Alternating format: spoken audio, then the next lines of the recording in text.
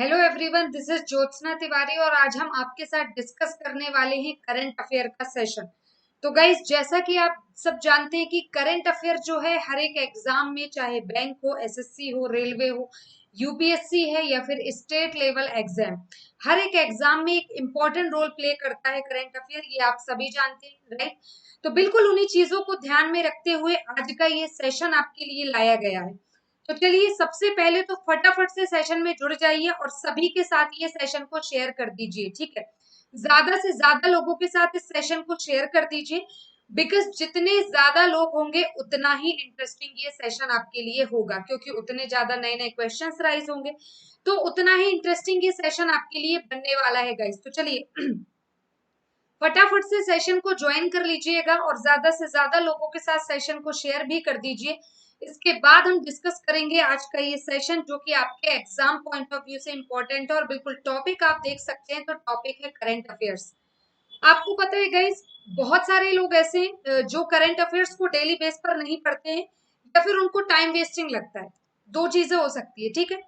दोनों ही सिचुएशन में अगर आपका करंट अफेयर स्ट्रांग नहीं होता, रीजन चाहे जो भी हो, फोकस करना है रिजल्ट पर। तो अगर आपका करंट अफेयर स्ट्रांग नहीं होता तो कोई भी एग्जाम निकालना आपके लिए ऑलमोस्ट इम्पॉसिबल है, ठीक है? और ये अगर निकाल भी लिया तो बहुत प्रॉब्लम होगी, स्कोर्स अच्छे नहीं होंगे, स्कोर्स अच्छे नहीं होने की वजह से आपको सिलेक्शन नहीं मिलेगा। So there are many reason, बहुत सारे कारण हैं इसके, राइट? तो अगर आपका करंट अफेयर स्ट्रांग होता है, करंट अफेयर आपका बहुत अच्छा होगा, तो ये प्रॉब्लम्स आपको नहीं फेस करनी पड़ेंगी, राइट? तो बिल्कुल गाइस, इन्हीं चीजों को देखते हुए करंट अफेयर का सेशन जो कि डेली बेसिस पर आता है आप सभी के लिए। तो चलिए गाइस, फटाफट से सेशन में जुड़ जाइए और सभी के साथ शेयर कर दीजिएगा। बिल्कुल आपके दोस्त, कलीग, रिलेटिव, जो कोई भी है, जो कोई भी आपके दोस्त, कलीग, रिलेटिव जो भी है, फटाफट से लिंक को शेयर कर दीजिए सभी के साथ, ताकि ज्यादा से ज्यादा लोग जुड़ जाए, तो ज्यादा से ज्यादा मजा भी आएगा करंट अफेयर को डिस्कस करने में। तो चलिए गाइस, इसी के साथ बढ़ते हैं आज के सेशन पर। टॉपिक है current affairs. This is Jyotsna Tiwari और मैं जनरल अवेयर, जो कि मेरा सब्जेक्ट है, और आपके साथ में करंट अफेयर का डिस्कशन करने वाली हूँ। तो चलिए गाइस, बढ़ते हैं सेशन की तरफ। तो जैसा कि आप देख सकते हैं, पहली न्यूज आपकी स्क्रीन पर आ चुकी है। तो फटाफट से भाई मुझे अपने पेन का कलर सिलेक्ट कर लेने दीजिए और बढ़ते हैं सेशन की तरफ। तो देखिएगा, लिखा है, French prime minister Edward Philippe has recently resigned from his post before a government reshuffle by President Emmanuel Macron. According to the announcement made by the French presidency, Edward Philippe will handle government affairs until a new cabinet is named. Hindi में देखिए तो क्या लिखा है, लिखा हुआ है यहाँ पर, देखिएगा, लिखा है यहाँ पर, फ्रांस के प्रधानमंत्री एडवर्ड फिलिप, फ्रांस के प्रधानमंत्री ये हिंदी में देखते, लिखा है एडवर्ड फिलिप, उन्होंने हाल ही में राष्ट्रपति एमनुअल मैक्रोन द्वारा किए गए सरकारी फेरबदल, मतलब जो वहां के प्रेसिडेंट है जिनका नाम है एमनुएल मैक्रोन, उन्होंने क्या किया है, उन्होंने बहुत सारी चीजें चेंजेस की हैं, जो कैबिनेट मिनिस्टर्स होते हैं उसमें थोड़ी सी चेंजेस किए। तो उनके इस चेंजेस के पहले ही, मतलब वो चेंजेस करते इसके पहले ही इन्होंने अपने पद से इस्तीफा दे दिया, रिजाइन दे दिया, ठीक है? आगे लिखा है, फ्रांसीसी प्रेसिडेंसी द्वारा की गई घोषणा के अनुसार, ये किसने बताया कि इन्होंने रिजाइन दिया है? तो फ्रांसीसी प्रेसिडेंसी, फ्रांसीसी प्रेसिडेंसी द्वारा की गई घोषणा के अनुसार एडवर्ड फिलिप सरकारी मामलों को तब तक संभालेंगे, मतलब कि फ्रांसीसी जो प्रेसिडेंसी उसने घोषणा की है कि इन्होंने रिजाइन तो दे दिया है, बट ये तब तक वहां का जो भी गवर्नमेंट डिपार्टमेंट होगा ये तब तक संभालने वाले जब तक कोई नया कैबिनेट उसमें नहीं आ जाता या कोई नया कैबिनेट मिनिस्टर वहां पर नहीं आ जाता, तब तक ये उस डिपार्टमेंट को क्या करने वाले हैं, संभालने वाले हैं, ठीक है? तो आगे थोड़ा सा डिटेल में देखते हैं न्यूज कि क्या कुछ नया है इस न्यूज में। सबसे पहले बात करते हैं, क्वेश्चन जो पहला आपका राइज होगा वो क्या हो सकता है भाई? ठीक है, अच्छा, सबसे पहले तो आप ये देखिए कि ये फेरबदल क्यों कर रहे हैं। फेरबदल मीन्स रीसफल। ये रीसफल किया क्यों जा रहा है? तो जो एमनुअल मैक्रोन है, जो वहां के कौन है, प्रेसिडेंट है, प्रेसिडेंट है जिनका नाम है मैक्रोन, आप बस लिख लीजिए एमनुअल मैक्रोन है। ये 2 ईयर के लिए, नेक्स्ट 2 ईयर, ये अगले 2 ईयर्स के लिए क्या कर रहे हैं, तो प्लान बना रहे हैं। भाई प्लान किस चीज का बना रहे हैं? तो फ्रांस की इकोनॉमी, फ्रांस की इकोनॉमी को स्ट्रॉन्ग बनाने के लिए, फ्रांस की इकोनॉमी को स्ट्रॉन्ग बनाने के लिए ये कुछ रिसफल करेंगे, मतलब कि कैबिनेट में फेरबदल करेंगे और उसके अकॉर्डिंग ये इनका पूरा प्लान है गाइस, ये इनका पूरा क्या है, प्लान है। तो अब क्वेश्चन एग्जाम में राइज होगा, देखिए हम जो भी कोई न्यूज डिस्कस करेंगे इस पर बेस्ड क्वेश्चन भी डिस्कस करेंगे, ठीक है। तो आप सभी को पता है, सुनिएगा ध्यान से सुनिएगा, आप सभी को पता है कि कोविड-19 की अगर मैं बात करूं, ठीक है, कोविड-19, तो कोविड-19 की वजह से ना सिर्फ एक देश बल्कि पूरा विश्व बहुत बुरी तरह से प्रभावित हुआ है। ऐसा कहा जाता है कि इकोनॉमी जो देश है, हर एक देश की इकोनॉमी 30 साल पीछे जा चुकी है, देश 30 साल पीछे जा चुका है। उसकी रीजन क्या है, इकोनॉमिक, देखो उसका कारण सबसे बड़ा क्या है, इकोनॉमी जो खराब हो रही है, हर एक देश की इकोनॉमी गिर रही है, लगातार ग्रोथ रेट जो है वो गिर रहा है, उसका रीजन क्या है, तो इकोनॉमिक एक्टिविटी तो हो नहीं रही है देश में, किसी भी देश की बात करें, ना सिर्फ इंडिया बल्कि हर एक देश में इकोनॉमिक एक्टिविटीज नहीं हो रही है, मीन्स मार्केटिंग नहीं हो रही है, लोग ज्यादा परचेसिंग नहीं कर रहे हैं, सेलिंग नहीं कर रहे हैं। तो जब इकोनॉमी एक्टिविटीज होगी ही नहीं तो गवर्नमेंट की, जब मनी सर्कुलेशन में नहीं आएगा मार्केट में, और जब मार्केट में मनी सर्कुलेट होगा ही नहीं तो गवर्नमेंट के पास पैसा पहुंचेगा कहाँ से, नहीं पहुंचेगा। और गवर्नमेंट के पास पैसा नहीं पहुंचेगा गाइस, तो उसका रिजल्ट तो यही होगा ना कि देश की इकोनॉमी गिरेगी। जब इकोनॉमिक एक्टिविटीज होगी ही नहीं तो देश की इकोनॉमी तो डेफिनेटली गिरेगी, राइट। चलिए, तो उन्हीं चीजों को ध्यान में रखते हुए किया गया है, आगे बढ़ते हैं। बात हो रही है यहाँ पर, ओके, बात हो रही है, अगर क्वेश्चन आता है किस देश के प्राइम मिनिस्टर ने रिजाइन दिया, तो आपका आंसर होगा फ्रांस के। नाम क्या था, तो एडवर्ड फिलिप, नाम याद रखना इंपॉर्टेंट है, एडवर्ड फिलिप। किसको दिया रिजाइन, तो वहां के प्रेसिडेंट कौन है वो, तो एमुनल मैक्रोन, एम्यूनल मैक्रोन वहां के प्रेसिडेंट है, उनको रिजाइन दिया इन्होंने। क्यों दिया, एमुनल मैक्रोन अपने कैबिनेट मंत्री में थोड़ा रिसफल करने वाले थे, फेरबदल करने वाले थे, तो वो फेरबदल के पहले ही इन्होंने क्या दे दिया, रिजाइन दे दिया। लेकिन ये अपने पदभार को तब तक संभालेंगे जब तक वहां की गवर्नमेंट को कोई कैबिनेट मिनिस्टर नहीं मिल जाता, प्रॉपर सिलेक्ट नहीं हो जाते, तब तक ये संभालेंगे। अच्छा, ये रिसफल या फेरबदल मैक्रोन कर क्यों रहे हैं, इसका कारण क्या है, तो देखिएगा। रिसफल हो रहा है, प्रेसिडेंट मैक्रोन कर रहे हैं नेक्स्ट 2 ईयर के लिए, एक्चुअली इनकी एक प्लानिंग चल रही है नेक्स्ट 2 ईयर के लिए, नेक्स्ट 2 ईयर के लिए प्लान कर रहे हैं देश की इकोनॉमी को बूस्ट करने के लिए, जो कि कोविड-19 से बहुत बुरी तरह से प्रभावित हुई है। देश की इकोनॉमी जो कि कोविड-19 से बहुत बुरी तरह से प्रभावित हुई है, तो उसको बूस्ट करने के लिए इन्होंने ये किया है। आगे बढ़ते हैं, नेक्स्ट है, recently the government of India, recently the government of India has declared the entire Nagaland a disturbed area. This announcement has been made for another period for 6 months by the end of December. Supporting the declaration, the Ministry of Home Affairs has mentioned in its notification that the area located throughout Nagaland is in a turbulent and dangerous situation. And hence the use of the armed forces is necessary for maintenance of public order. आगे देखिए क्या लिखा है, लिखा है, हाल ही में, हिंदी में पढ़ते हैं तो हिंदी में देखेंगे क्या लिखा है, एक मिनट, हाँ ये लिखा है, हाल ही में भारत सरकार ने पूरे नागालैंड को एक अशांत क्षेत्र घोषित किया। भारत सरकार ने किसको, तो पूरे नागालैंड को एक अशांत क्षेत्र घोषित कर दिया है। यह घोषणा 6 महीने की एक अवधि के लिए की गई। 6 महीने की अवधि मतलब दिसंबर के अंत तक इस क्षेत्र को अशांति घोषित रखा जाएगा। घोषणा का समर्थन गृह मंत्रालय ने अपनी अधिसूचना में उल्लेख किया, मतलब गृह मंत्रालय जो होम मिनिस्ट्री थी उसने एक नोटिफिकेशन जारी किया और नोटिफिकेशन के जरिए उसने बोला कि हम इस ये जो भी गवर्नमेंट का डिसीजन है इसका हम फुली सपोर्ट करते हैं। पूरे नागालैंड में स्थित क्षेत्र में एक अशांत और खतरनाक स्थिति है।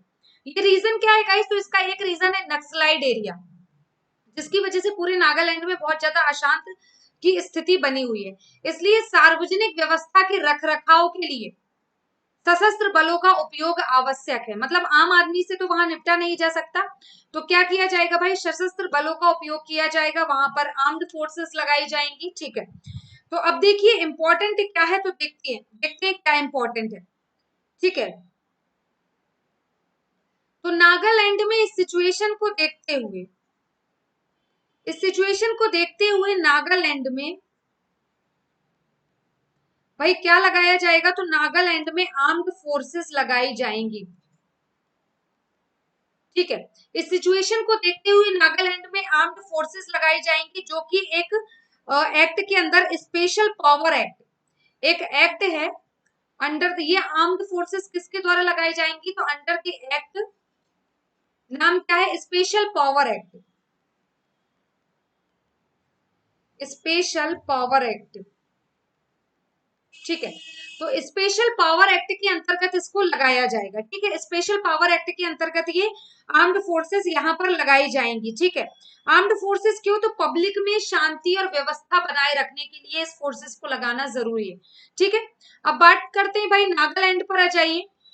तो नागालैंड की हम बात करते हैं तो चीफ मिनिस्टर कौन है, यहाँ के सीएम देख लीजिए कौन है, तो नेफ्यू रियो। ठीक है, यहाँ के सीएम कौन है, तो नेफ्यू रियो है। और गवर्नर कौन है, तो आरएन सन। ठीक है, और कैपिटल क्या है, तो कोहिमा।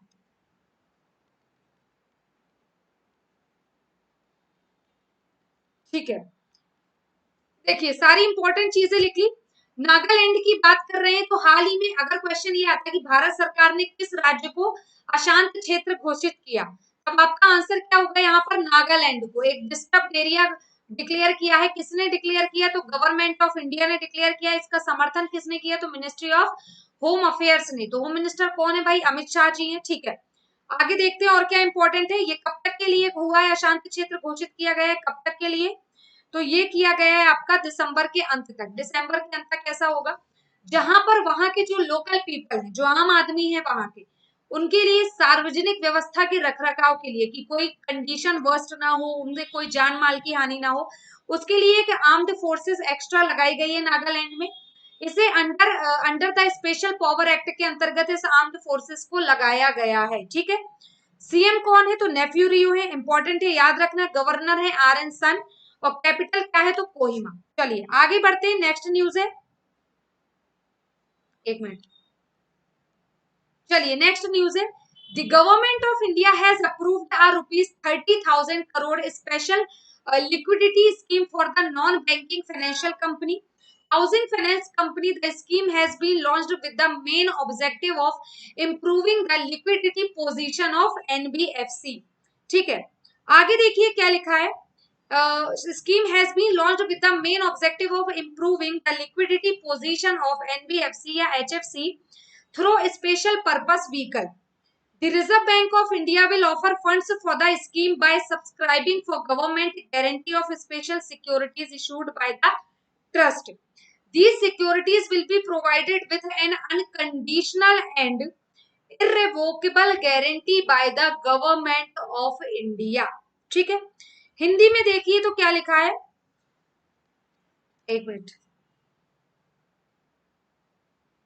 चलिए कहां पर ये पेन, ठीक है। तो भारत सरकार ने जो एनबीएफसी कंपनी थी, नॉन बैंकिंग फाइनेंस कंपनी या कॉरपोरेशन, जिसको कहते हैं हिंदी में गैर बैंकिंग वित्तीय कंपनी, ऐसी कंपनियों को 3,000 करोड़ रुपए की लिक्विड तरलता को मंजूरी दी है। मतलब ये मार्केट में अपने शेयर्स को सेल करेंगी। लिक्विडिटी कैसे आएगी भाई, मार्केट में अपने शेयर्स को क्या करेंगी, सेल, और जिससे बढ़ेगी लिक्विडिटी। अच्छा, शेयर्स सेल करने से, सॉरी, अपने शेयर्स को सेल नहीं, सेलिंग परचेसिंग दोनों ही करेंगी, तो जिससे इनके पास लिक्विडिटी बढ़ेगी। किसके पास, तो इनके पास, जो एनबीएफसी है, एनबीएफसी कंपनी जो है, इनके पास लिक्विडिटी बढ़ेगी।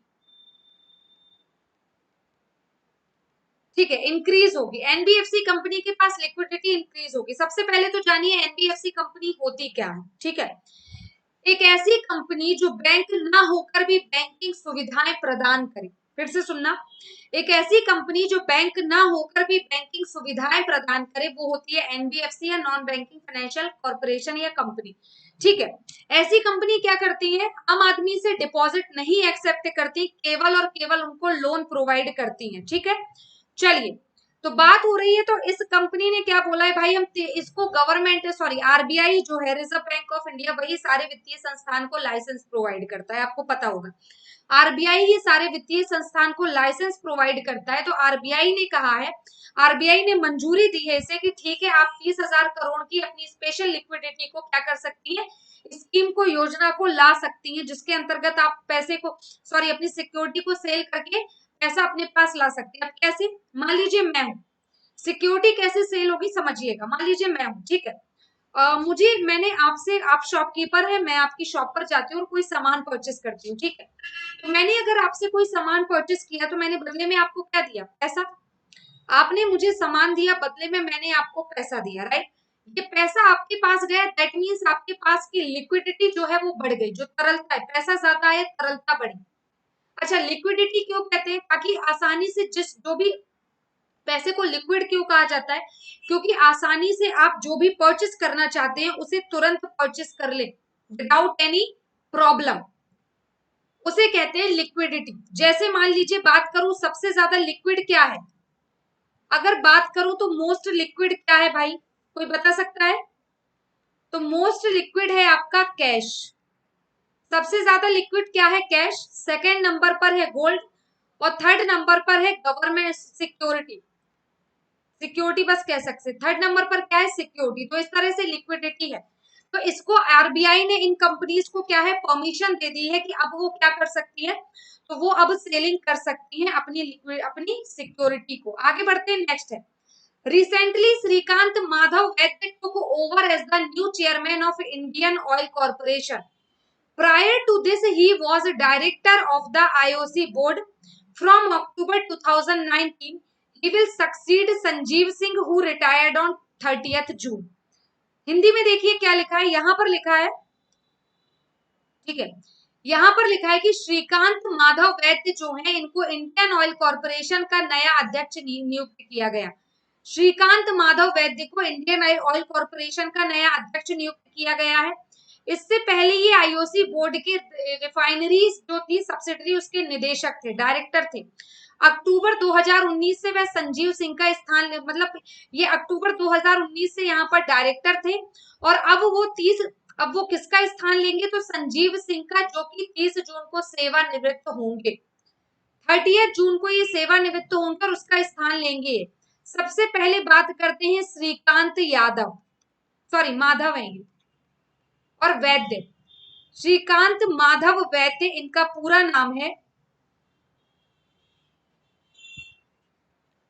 ठीक है। श्रीकांत माधव वैद्य को क्या बनाया गया है? तो चेयरमैन बनाया गया है। किसका चेयरमैन? तो आईओसी। आईओसी मतलब क्या हो जाएगा? Indian oil corporation. चेयरमैन किसका बनाया गया है? तो आईओसी का, means Indian oil corporation. Indian oil corporation का क्या बनाया गया है? चेयरमैन बनाया गया है इनको, इंडियन ऑयल कॉर्पोरेशन का चेयरमैन बनाया गया, ठीक है। ये रिप्लेस किसको करेंगे? ये इंपॉर्टेंट है भाई, याद रखना, संजीव सिंह, ठीक है। रिप्लेस किसको करेंगे? संजीव सिंह। और कब करेंगे भाई? तो 30 जून। 30 जून को ये जो संजीव सिंह है इनका हो गया रिटायरमेंट। 30 जून को इनका रिटायरमेंट हो गया है और उनको रिप्लेस करेंगे। इसके पहले ये जो श्रीकांत थे ये कहां पर थे? तो ये आईओसी के ही बोर्ड ऑफ डायरेक्टर थे। ये आईओसी के ही बोर्ड ऑफ क्या थे? डायरेक्टर थे, जो कि रिफाइनरी के बने थे 2019 में। इनको ये वहां से रिटायर हुए थे। क्लियर है यहाँ तक? तो जो जो इम्पोर्टेंट था, क्वेश्चन आता है आईओसी या इंडियन ऑयल कॉर्पोरेशन के रिफाइन, ये देखिए इंडियन ऑयल कॉर्पोरेशन जो है इसका हेडक्वार्टर कहाँ है? न्यू दिल्ली में। याद रखना, आईओसी का नया चेयरमैन किसको बनाया गया? तो श्रीकांत माधव वैद्य को, ठीक है। किसकी जगह लिए इन्होंने, किसकी जगह लेंगे ये? तो संजीव सिंह की। संजीव सिंह कब रिटायर हुए? तो 30 जून को हुए। इसके पहले ये क्या थे? तो ये आईओसी रिफाइनरीज सब्सिडरी के बोर्ड ऑफ डायरेक्टर थे। आगे बढ़ते हैं, next. Recently Ravinder Bhakar took over the new chief executive officer of the central board of film certification, is a 1999 batch officer of the Indian railway store services and will succeed Anurag Shrivastava. देखिए क्या लिखा है, हाल ही में रविंदर भाकर को क्या बनाया गया है? केंद्रीय फिल्म प्रमाणन बोर्ड का नया मुख्य कार्यकारी चीफ एग्जीक्यूटिव ऑफिसर, मुख्य कार्यकारी अधिकारी मतलब चीफ एग्जीक्यूटिव ऑफिसर, सीईओ बनाया गया है। वह इंडियन रेलवे स्टोर सर्विसेज के 1999 बैच के अधिकारी भी रह चुके हैं। एवं ये किसकी जगह लेंगे? तो अनुराग श्रीवास्तव का स्थान लेंगे। किसका स्थान लेंगे? तो सॉरी अनुराग श्रीवास्तव का ये स्थान लेंगे। चलिए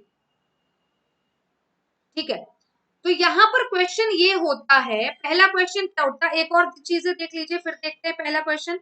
चलिए central board of film certification, ये है सीबीएफसी का full form. Central board of film certification important है गाइस, याद रखना, central board of film certification. इसका हम देखते हैं हेडक्वार्टर कहाँ है भाई, तो देखिएगा हेडक्वार्टर है इसका मुंबई। हेडक्वार्टर कहाँ है, तो हेडक्वार्टर है मुंबई। और दूसरी बात करते हैं तो central board of film certification CBFC के ये तो चीफ एग्जीक्यूटिव ऑफिसर बने हैं। चेयरमैन कौन है, तो ये भी देख लीजिए, प्रसून जोशी। इसके चेयरमैन कौन है, तो भाई चेयरमैन है प्रसून जोशी। आगे देखिए क्या लिखा है, तो क्वेश्चन उठता है कि सीबीएफसी के न्यू सीईओ किसको बनाया गया, तो आपका आंसर होगा रविंद्र भाकर को। किसको बनाया गया, रविंद्र भाकर को। कहाँ का, सेकंड क्वेश्चन, रविंद्र भाकर को कहाँ का सीईओ बनाया गया, तो सीबीएफसी का। ये कौन है भाई, तो 1999 बैच के आईआरएसएस है, मतलब इंडियन रेलवे स्टोर सर्विसेज के ऑफिसर रह चुके हैं, और अनुराग श्रीवास्तव को ये रिप्लेस करेंगे। इस पद के लिए ये किसको रिप्लेस करेंगे, तो अनुराग श्रीवास्तव को। आगे बढ़ते हैं, सीबीएफसी का हेडक्वार्टर मुंबई, चेयरमैन है प्रसून जोशी। नेक्स्ट है, for the 3 public sector general insurance company the union cabinet chaired by prime minister Narendra Modi has approved a capital infusion of rupees 12,450 crore on 8th July 2020. This capital infusion of rupees 12,450 also include a capital of rupees 2,750 by the center. Yes, central. Hindi में देखिए क्या लिखा है 3 सार्वजनिक क्षेत्र की general insurance company, 3 सार्वजनिक क्षेत्र की जनरल इंश्योरेंस कंपनी के लिए प्रधानमंत्री नरेंद्र मोदी की अध्यक्षता की जो केंद्रीय मंत्रिमंडल था, उसने 8 जुलाई 2020 को 12,450 करोड़ रुपए की पूंजी देने की मंजूरी दी है।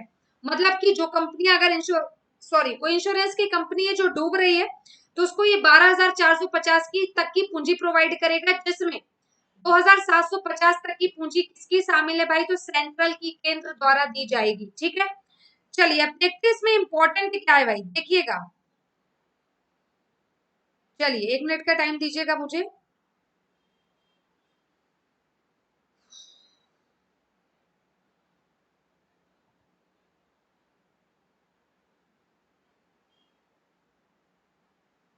चलिए इसके बारे में देखते हैं, तो एक्चुअली ये 3 पब्लिक सेक्टर कौन कौन सी है भाई, ये इंश्योरेंस कंपनी कौन सी है, 3 पब्लिक सेक्टर इंश्योरेंस कंपनी कौन सी है।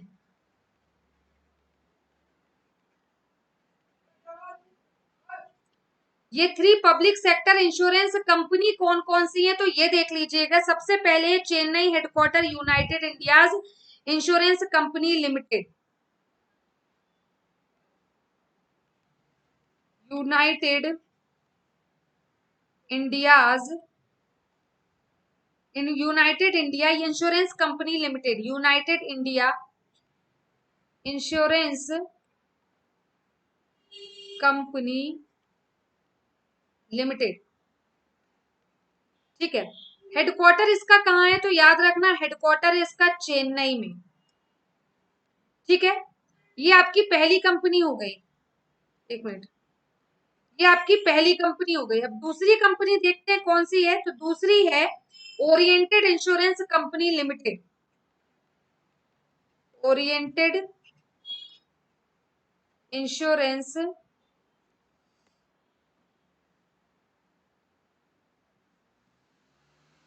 Company limited.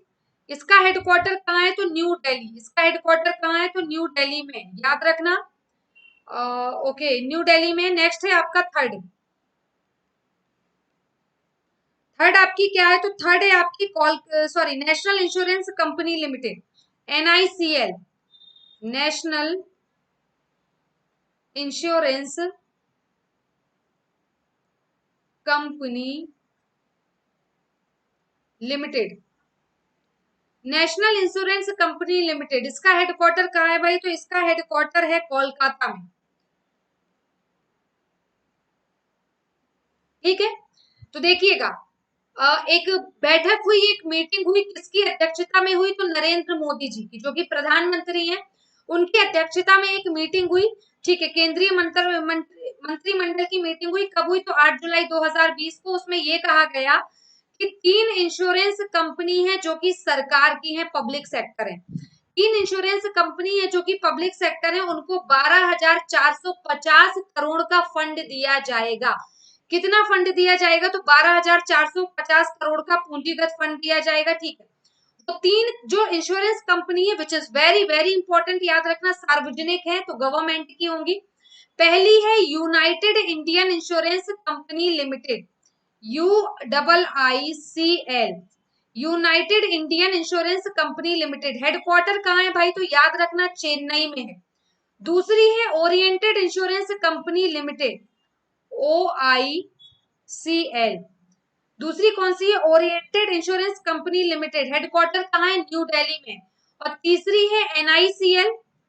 तीसरी कौन सी है? NICL है, national insurance company limited. Headquarter कहाँ है? कोलकाता। तो आई होप आपको समझ में आ गई होंगी सारी चीजें, ठीक है।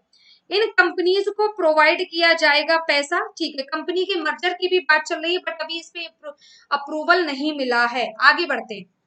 The birth anniversary of former and 14th Chief Minister of Andhra Pradesh YS Rajkrishnan Reddy is celebrated as Rathu Dinosai के किसान दिवस।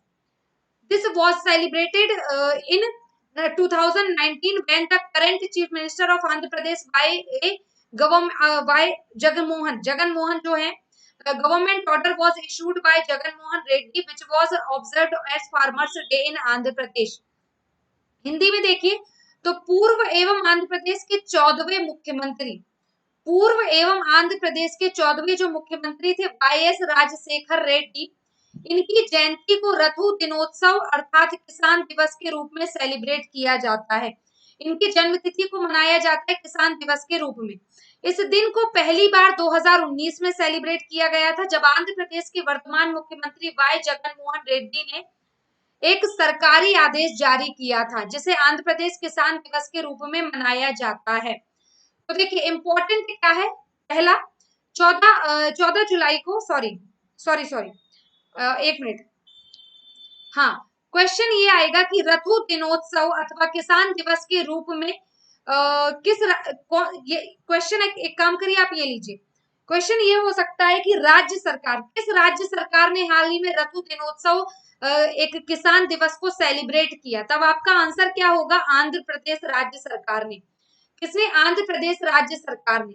सेकंड, किसकी याद में? तो पूर्व एवं आंध्र प्रदेश के 14वें मुख्यमंत्री थे YS राजशेखर रेड्डी, इनकी याद में सेलिब्रेट किया गया। पहली बार कब सेलिब्रेट किया गया था? तो भाई 2019। पहली बार कब सेलिब्रेट किया गया था? तो 2019 में सेलिब्रेट किया गया था, ठीक है। चलिए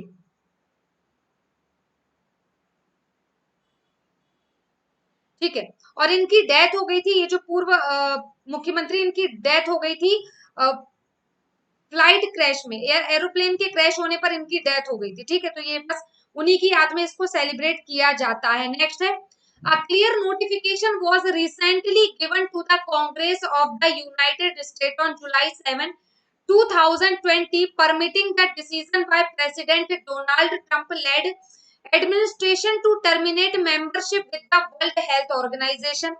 According to the notification, the United States government has given its notice to the Secretary General of the United Nations to withdraw from the hood by 6 July 2021. Hindi में क्या लिखा है? लिखा है हाल ही में 7 जुलाई 2020 को संयुक्त राज्य अमेरिका की कांग्रेस को, संयुक्त राज्य अमेरिका की कांग्रेस, जैसे हमारे यहाँ की जो संसद होती है उसे संसद कहा जाता है, लोकसभा राज्यसभा, तो यहाँ पर कांग्रेस कहते हैं, ठीक है, को स्पष्ट अधिसूचना प्रदान की गई। मतलब 7 जुलाई 2020 को संयुक्त राज्य की जो संसद थी उसको एक स्पष्ट सूचना प्रदान की गई जिसके अंतर्गत राष्ट्रपति डोनाल्ड ट्रंप जो हैं, इनके नेतृत्व वाले प्रशासन ने क्या कहा है कि वो विश्व स्वास्थ्य संगठन की सदस्यता समाप्त करना चाहता है। मतलब विश्व स्वास्थ्य संगठन में एक सदस्य जो है USA है, वो अपनी सदस्यता वापस लेना चाहता है, ऐसा उसने कहा है, ठीक है। कब कहा भाई? तो 6 जुलाई 2021 तक के लिए संयुक्त राष्ट्र ने 2020 तक राष्ट्रीय महासचिव हुड की वापस लेने के लिए नोटिस दिया है। नोटिस क्या दिया है इन्होंने कि 6 जुलाई 2021 तक ये किसी भी हालत में इसे वापस ले लेंगे, अपनी सदस्यता वापस ले लेंगे, ऐसा इन्होंने ऑलरेडी बोल दिया है। ठीक है, WHO को ये चीज इन्होंने कह दी है ऑलरेडी, विड्रॉ करेंगे। Okay, give me just 1 minute.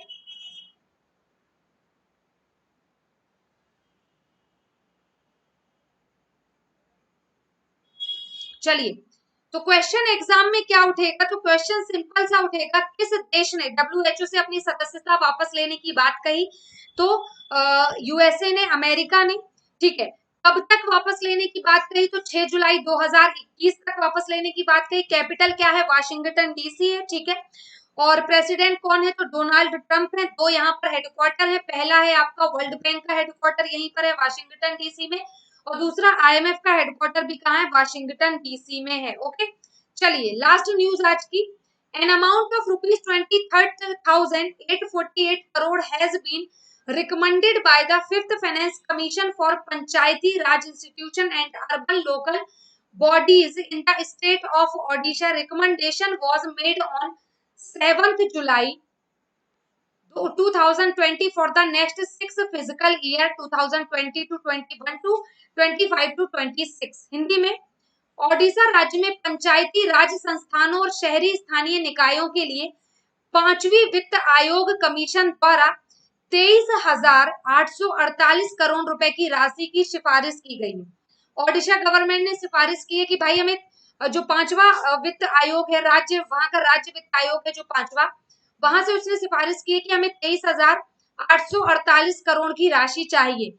यह सिफारिश अगले 6 वित्तीय वर्ष के लिए, उसने क्या कहा है, अगले 6 सालों के लिए मुझे ये पैसा चाहिए, और ये बात इसने 7 जुलाई 2020 को कही।